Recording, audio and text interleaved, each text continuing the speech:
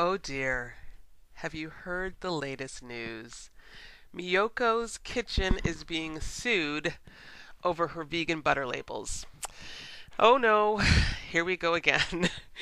um, I read this article or an article about this a few days ago, and it sounds as though this lawsuit is being brought forth by one woman who claims she bought Miyoko's vegan butter and did not realize that it was plant-based.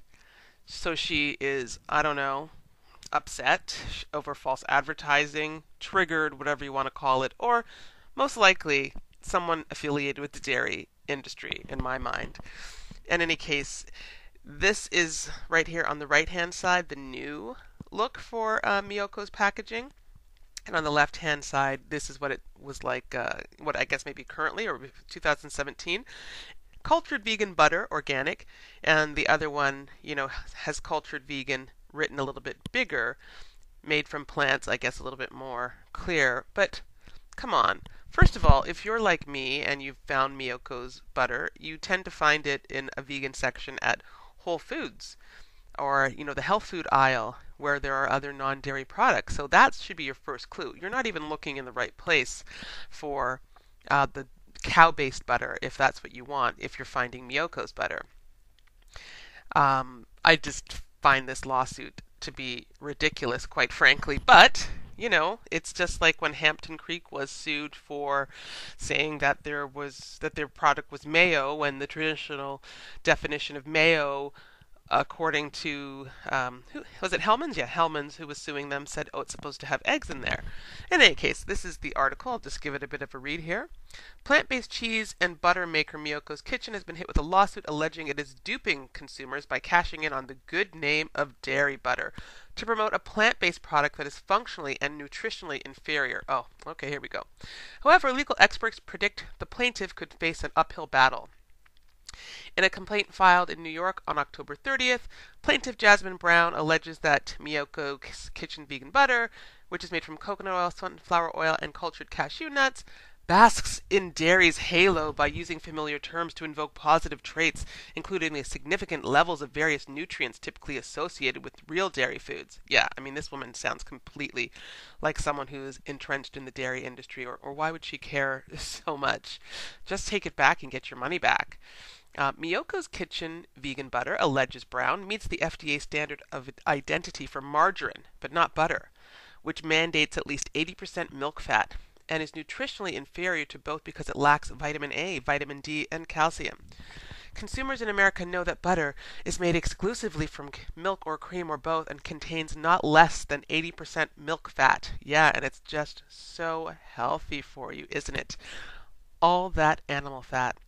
The package also features a gold and yellow stripe, the color associated with a fresh pat of butter, adds Brown, who notes that it is also displayed for sale adjacent to margarine and butter in the dairy section, and contains pictorial representations, imagery, or references to these products on packages that indicate the uses and functionality are identical to common uses of margarine and butter.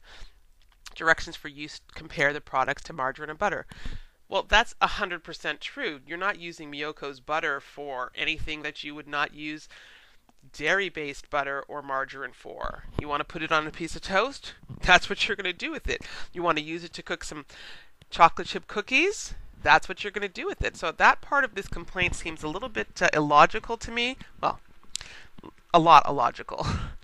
So Miyoko Schinner is saying that no one is being duped. In reality, founder Miyoko Schinner told Food Navigator USA, it's pretty hard to argue that consumers are confused by plant-based products bearing the terms milk, cheese, and yogurt, because they are nearly always accompanied by additional wording, almond, soy, vegan, and imagery like almonds, or other qualifiers like plant-based or dairy-free that make it abundantly clear they are not made from cow's milk. Indeed, given the many consumers buying these products, many consumers are buying these products because they are dairy-free. So, really the ambiguity on this point is not in anyone's interest, she said. And she just here talks about how the new packaging, says butter made from plants, clearly spells out that it's vegan, which I think is kind of sad. But, okay, if that's what has to be done, guess what? People are buying it because it's vegan. And I really find it hard to believe that Jasmine Brown picked the package up thinking that it wasn't. But yeah, okay, now looking at this, you can see the cashews on there, I guess to make you realize it's coming from this. But again, if you read a package, which you should, like look here, it says here, melts, browns, bakes, and spreads like butter. If you read the package, you see that it is vegan butter.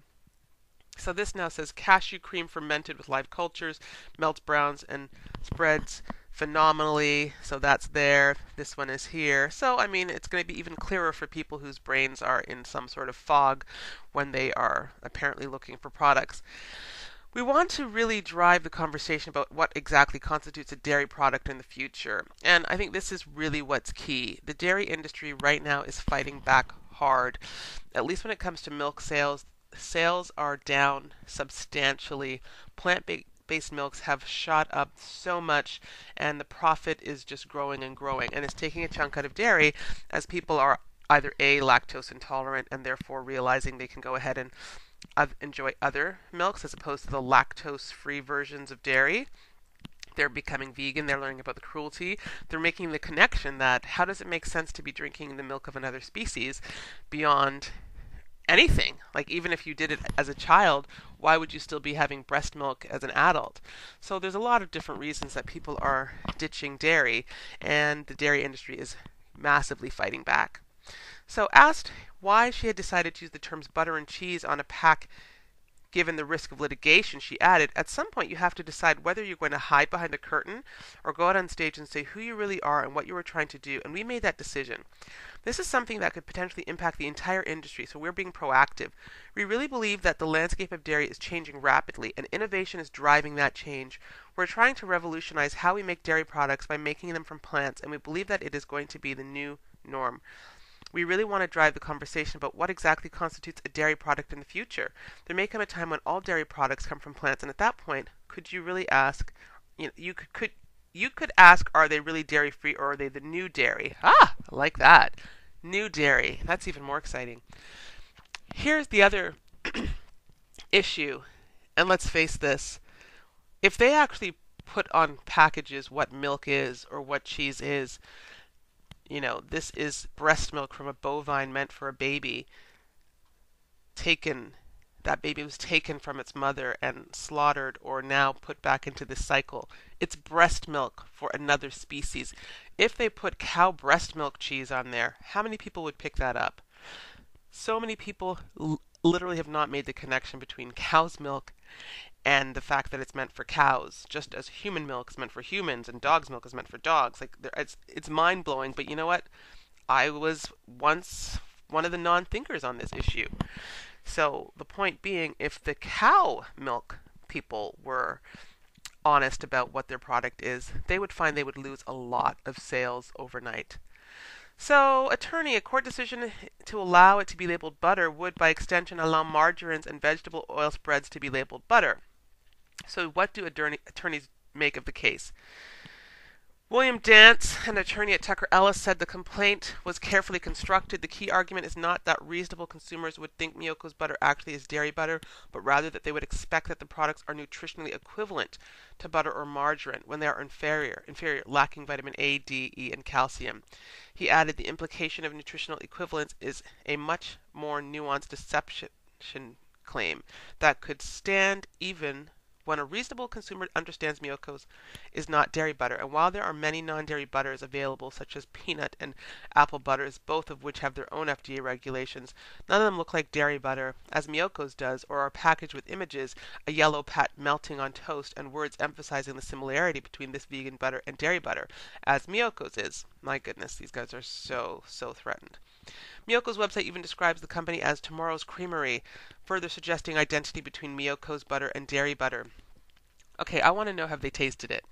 Because unlike margarine, which tastes like margarine, Miyoko's butter tastes phenomenal. It's like a butter, better than butter. So she has a reason to call it butter. It just doesn't taste like margarine. The creaminess, the texture, the taste, it's all reminiscent of butter, but better. In my mind, my daughter and I, we could have just eaten the whole pack. It was so good. Miyoko's website Okay. The complaint puts the court in an interesting predicament, he said. If the product is neither dairy butter or even margarine, but is a butter-like vegetable oil spread, then it competes with many other products that, under FDA regulations, cannot be labeled as butter or margarine. Oh boy. A court decision to allow it to be labeled butter would, by extension, allow margarines and vegetable oil spreads to be labeled butter and would eviscerate FDA's complex and long-standing regulatory framework for dairy butter, margarine, and vegetable oil spreads. This is really too much. Um, it says something here. This allows the product to be called by their common or usual name if they don't have specified or required regulation. So Bill Acevedo, who is, I think, representing Miyoko, says that the package clearly says that it's vegan butter. And you want to know something? That's a different thing. So there's butter, there's margarine, and there's vegan butter. And that's what it's called. What is the problem with that? It's a vegan butter. It's a new product. It's innovation. You know, things have changed over the years. We all understand what it is when you say vegan butter. Just like, like base cell margarine is not going to taste like Miyoko's butter. And they have base cell vegan. And it does not taste like the vegan butter. It's still something different. Ignoring the fact that consumers know what vegan means, he said plaintiff asserts that the product should nevertheless be called imitation butter, which allows products to be called by the common. So, and even if vegan butter is not a common or usual name, the regulation also allows the product to be called an appropriately descriptive term, he pointed out, which arguably appears to be the case here. As such, a statement of identity challenge is not likely to prevail. A similar case taking issue with plant-based milks was this one, Ang et al. Versus White Wave Foods. The court was satisfied that almond milk, soy milk, and coconut milk were appropriate descriptive terms adequately distinguished from dairy products. And something like coconut milk, I might have said this in another video, coconut milk has been called coconut milk for hundreds of years. When people were making it by taking coconuts, grating it, squeezing it out, adding water, and coming up with a substance, they called it milk. This is a dairy industry terrified that it's going to be losing its shares. So do we know what consumers think about vegan butter? Second, while the complaint generally alleges that consumers prefer butter over its imitators, this is by no means clear, he said. To the contrary, consumers who choose to follow a vegan diet would not use traditional butter. Consumers who have ethical or sustainability concerns might prefer a vegan and or plant-based butter product over traditional butter. Others may not care about the nutritional differences at all and might buy traditional butter over vegan butter. Third, he said, it was by no means clear that consumers know that butter's SOI mandates 80% fat milk. Yeah, I didn't know any of this, as the complaint alleges, or that they believe vegan butter is basking in dairy butter's nutritional halo. I mean, it's that language that says to me, this is a milk dairy person. Let's just see what else it says here. So, in making these allegations not only about butter, but real dairy foods as a whole, the plaintiff seems to be arguing well beyond the labeling of Miyoko's specific product. Finally, the FDA Commissioner, Scott Gottlieb, has recently announced a probe into dairy terms in plant-based products, and he has asked for data on whether consumers expect nutritional equivalence from plant-based and dairy-based products, suggesting he does not yet have the data to show what consumers think on the topic. And I'm going to tell you, I never bought butter because I thought it was a health food. Like, I don't think butter's a health food. I don't think Miyoko's butter is a health food. It's just something you put on toast or use because that's what we've grown up eating. I never thought, oh wow, I'm getting butter, I'm getting a source of calcium. It never crossed my mind. So, this is way out there in reality.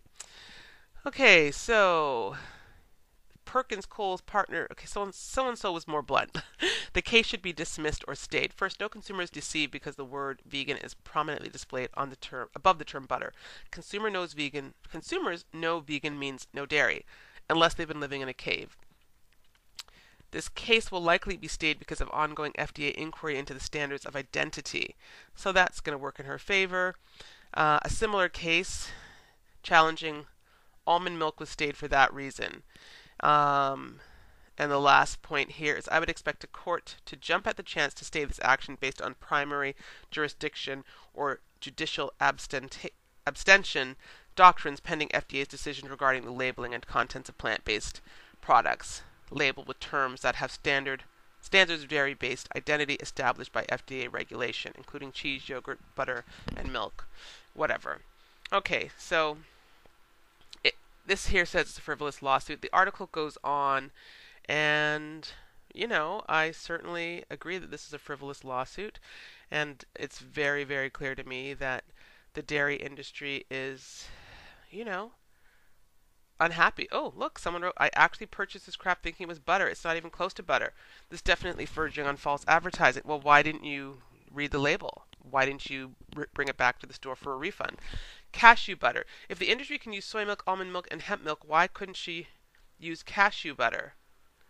Vegan butter clearly works for the public as well. Interesting how they're going after her now that she is established and making her name known. I think they're going after her because they know her stuff is good. I mean, poor Johnny Pies here who thinks it's gross.